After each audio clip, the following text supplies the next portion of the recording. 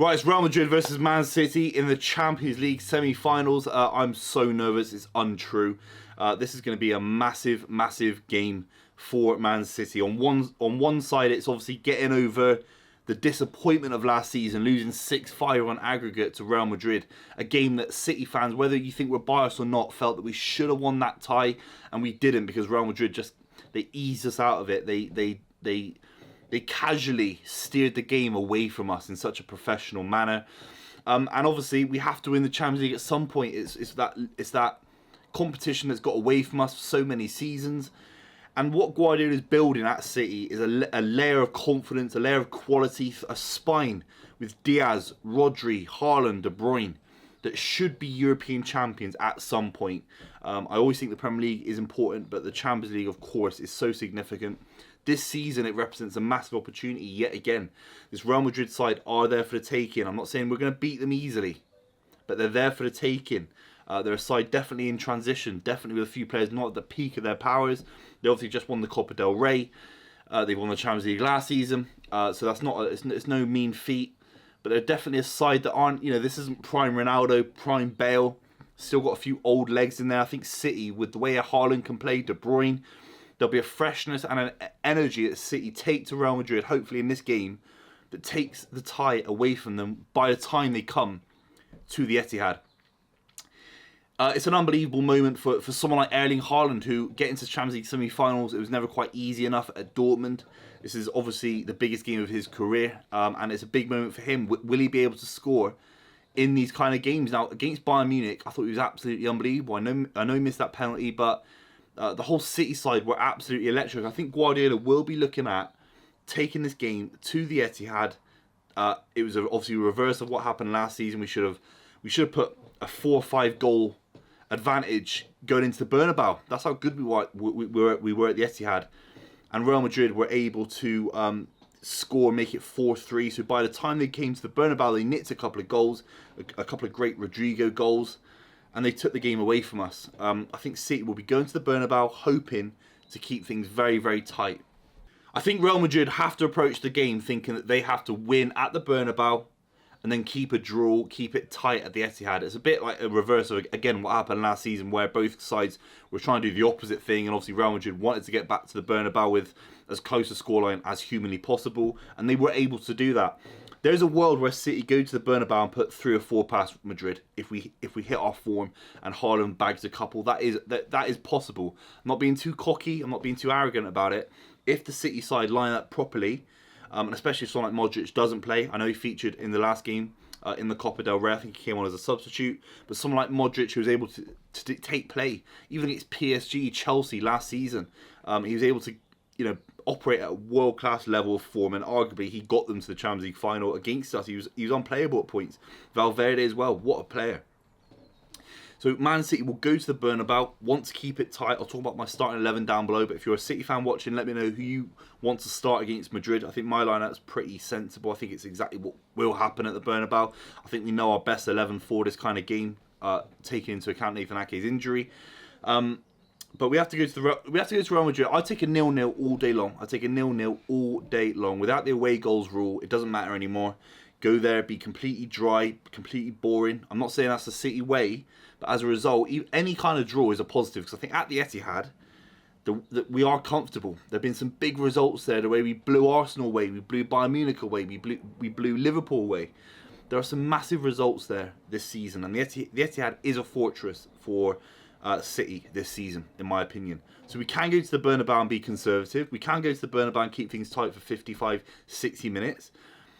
Or we could go flying out the blocks if the players feel up to it, and there's a kind of that level's there, the confidence is there. We've gone to the Bernabeu and won just before COVID hit at the start of 2020. De Bruyne scored a penalty against Courtois.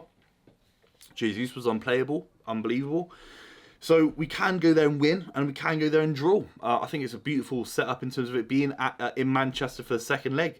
Let's talk about my 11 who I want to start. Obviously, Ederson in goal. Now, the back line is the thing that has unfortunately changed for City. It has been so consistent, so strong for a good few months.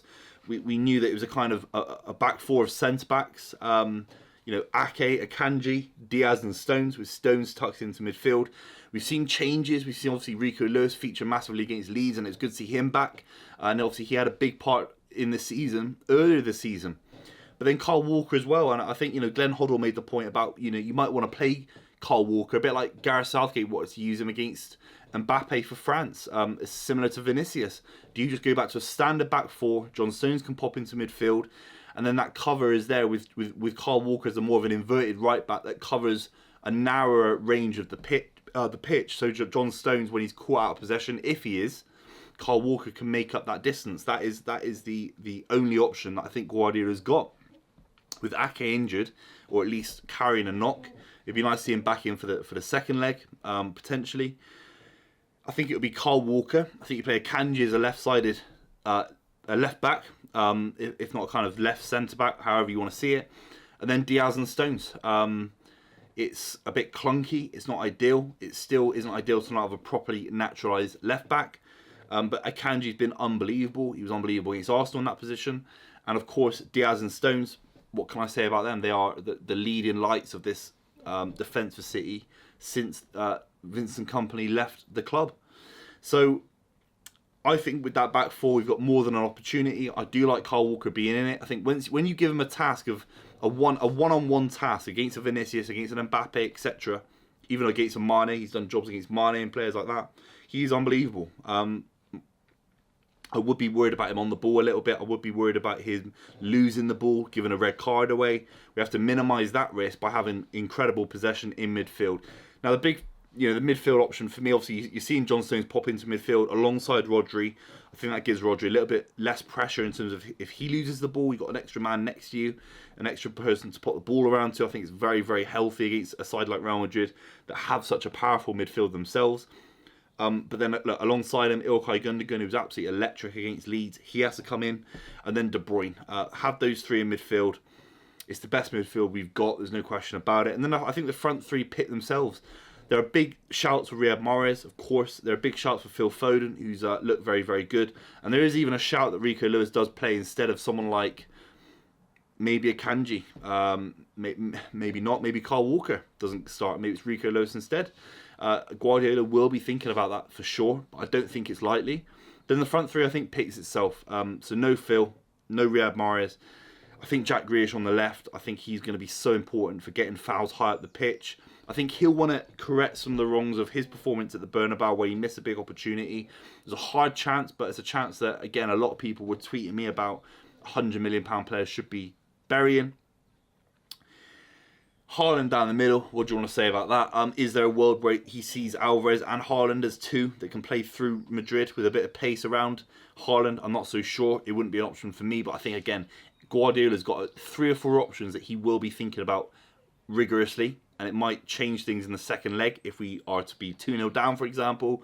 Whatever it is, Alvarez definitely is close to starting, as is Riyad Mahrez, as is Phil Foden and Rico Lewis. But I don't think any of them do start. And then, of course, on the right, Bernardo Silva, who on his day could win this leg by himself. I mean, we don't talk about it enough. De Bruyne, match winner. Rodri, arguably a match winner against Bayern Munich. Haaland, of course. Ruben Diaz on his day.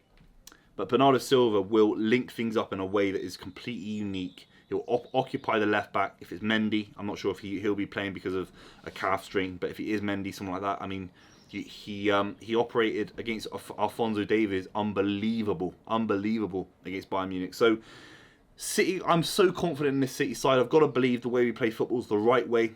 I believe the fact that someone like Modric isn't fully fit. I believe this without Militao at the back as well. Madrid have got some gaps in their squad. There's no question about it. They're a fantastic side. They could win this tie 6 times out of 10. But I give this City side so much confidence. I'm so backing these lads. I think we'll beat them. I think we'll beat them 2-0 at the Bernabeu and 3-1 at the Etihad. Let me know what you think in the comments down below, and obviously I'll be reacting to the game straight after. I'll see you soon.